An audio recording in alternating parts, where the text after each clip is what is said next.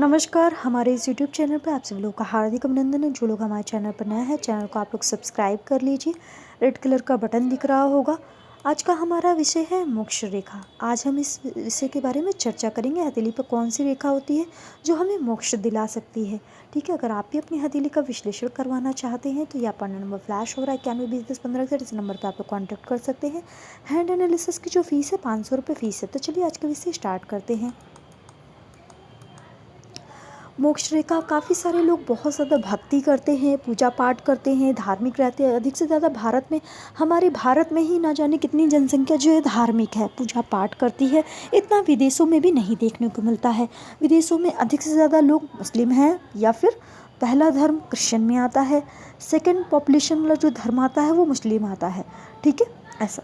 तो चलिए आज का विषय स्टार्ट कर देते हैं। मोक्ष रेखा, क्या हमें मोक्ष मिलेगा? काफ़ी सारे लोगों का क्वेश्चन आता है। मैं इतना ज़्यादा पूजा पाठ करता, खास तौर से महिलाओं का ज़्यादा प्रश्न आता है, क्या हमें मोक्ष मिलेगा मरने के बाद में? हम इतना ज़्यादा पूजा करते हैं, पाठ करते हैं, भक्ति करते हैं।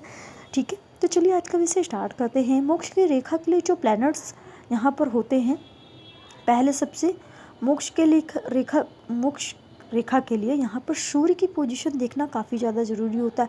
सूर्य का जो कारक होता है, सूर्य हमारी आत्मा का कारक होता है। ठीक है, और मोक्ष जो हमको मिलता है वो ज्ञान के माध्यम से मिलता है। तो बृहस्पति और सूर्य, ये दो प्लैनेट ऐसे हैं जो कि हमारी आत्मा जो हमारे शरीर के अंदर जो आत्मा है उसको मोक्ष हमारे ज्ञान के माध्यम से ही मिल सकता है। ठीक है, ये बात है। और ज्ञान के देवता स्वयं बृहस्पति देवता हैं।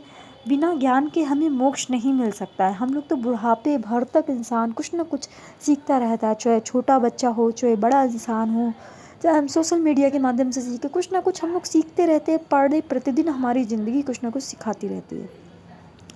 तो मोक्ष रेखा हथेली पर कहाँ होती है? मोक्ष रेखा के लिए जिस भी जातक को मोक्ष मिलने वाला होता है, मरने के टाइम पे भी ये रेखा बनती है।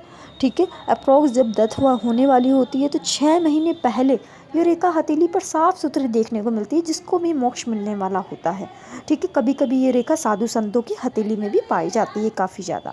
ठीक है, मोक्ष रेखा के लिए यहाँ से ये जो सूर्य रेखा से एक रेखा यहाँ से निकलती है और सीधे इस तरीके से जाती है।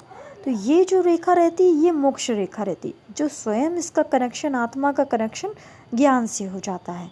ठीक है, तो ये रेखा खास तौर से साधु संतों के हाथ में देखने को मिलेगी, या फिर जिनकी हथेली पे मोक्ष रेखा ऐसा बना होता है उनको मोक्ष की प्राप्ति होती है। कभी कभी यही मोक्ष रेखा इस तरीके से देखने को मिलती है,